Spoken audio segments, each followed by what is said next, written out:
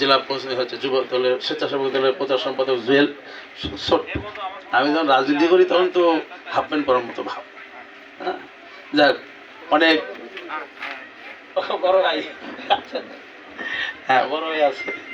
আচ্ছা, এখন ঘটনা হচ্ছে যে ও ছোট হলেও এই আওয়ামী লীগের সময় এত নির্যাতন হচ্ছে, আসলে তো ওর বাঁচে থাকার কথা না। আল্লাহ তাআলা ওকে হায়াত দিছে, বাইসে আছে, আজকে আমাদের মাঝে এসে আসছে ছোট ভাই। আমরা অনেক খুশি হচ্ছি।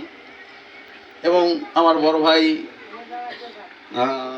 কাজল ভাই আছেন, আমার এই যে চাচা যারা ছেলে মামুন আছেন, অনেক কামল ভাই আছেন, অনেক পুরানা।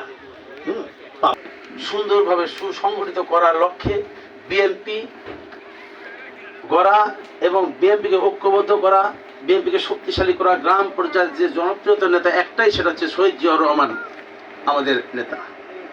এর মতো বোঝা আর হয় না। তার দুটা ছেলে, একটা ছেলেকে এই বাকশালী হাসিনা খায় নিল, তার বড় ছেলেকে নির্যাতন করলো। এরপরও তাকে যে কারাবন্দী থেকে শুরু করে মিথ্যা মামলা দিয়ে দলকে তার